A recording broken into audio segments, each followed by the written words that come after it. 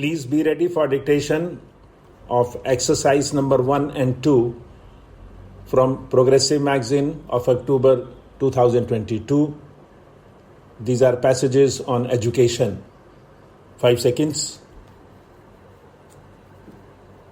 I am very happy to be present here today for opening the new building of your university. All that you have said about this new university, which is only 6 years old, is commendable in many respects.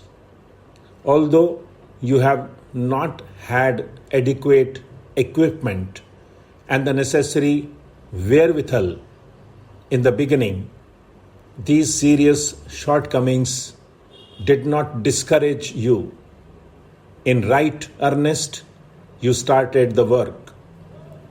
One might feel sorry, but I am sure no one will feel surprised to know that in its 7th year, this university does not possess departments in subjects like Sanskrit and English on the side of arts, and physics, chemistry, anthropology, and geology on the side of science.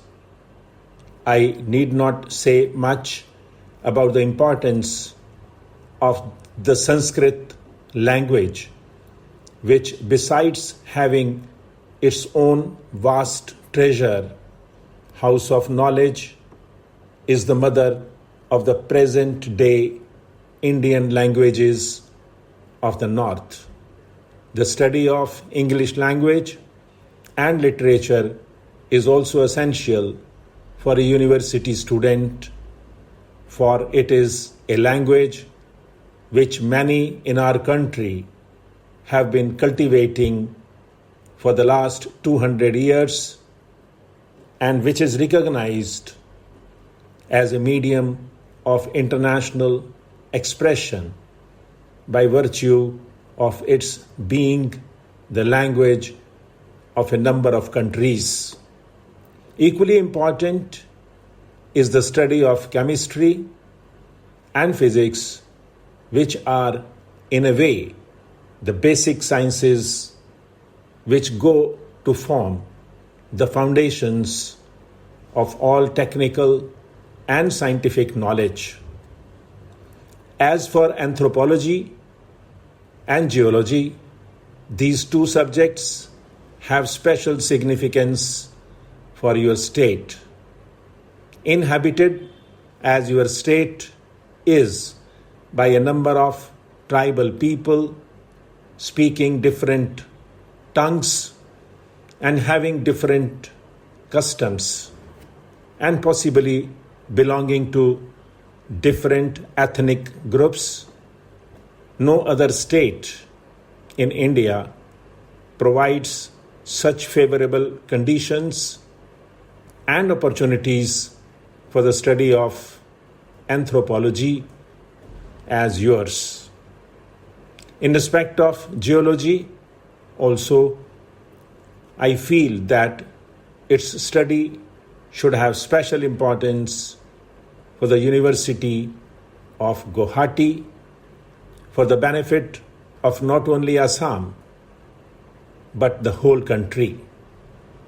Assam is so rich in mineral wealth, which is yet to be tapped. And so far as the production of oil goes, your state has its virtual monopoly in India. I am glad you have not been discouraged by these shortcomings, but you are endeavoring to create department in these subjects as early as possible. I have not the least doubt that the Government of India will, on their part, do all that is possible to enable you to do so. I must congratulate you on maintaining high academic standards in your university. It has been said in certain quarters that for the last few years, some of our universities have relaxed their standards. I cannot say how far it would be correct to say so, but if there is that much truth in it, this trend is to be deplored and discouraged, because universities must always look ahead, and after imparting education must of necessity be upright, even strict, in the matter of conferring degrees, distinctions, or honors. You have done the right thing in sticking to this deal from the very beginning. I am one with you that in order to be fully useful to the people for whom a university serves, it ought to be a teaching body. I am glad that in your planning you have kept this point in view. I hope the building for which you have been good enough to invite me to open today marks the beginning of your undertaking in that direction. Apart from imparting education, which is after all the real aim of a university, it will also help you to coordinate and centralize your academic activities. What has particularly pleased me in the Vice Chancellor's address is his reference to the fact that your university is likely to provide a great meeting place for the different racial and linguistic groups inhabiting Assam. My own view is that a university, besides being a seat of learning, should also be a center of real cultural activity. For the mixing of people professing different faiths, speaking different tongues, and having different customs and traditions, no other place can be more suitable than a university.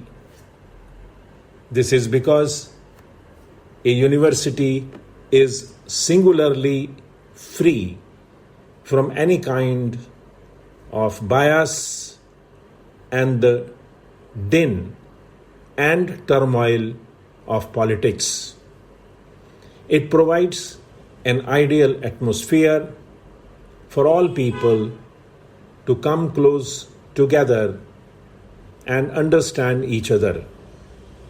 I need hardly point out that you will be rendering a great service not only to your state but to the whole of India if you keep this objective before you.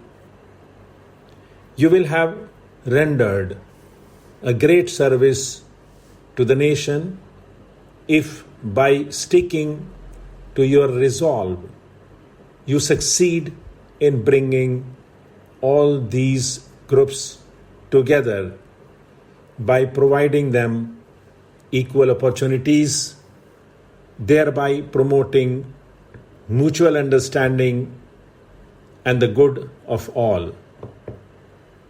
I am thankful to the Vice Chancellor for having invited me to open this building and for giving me an opportunity to address you today. I wish your university a bright future and hope it will succeed in tiding over the difficulties and will be counted as one of India's great seats of learning and education. Stop.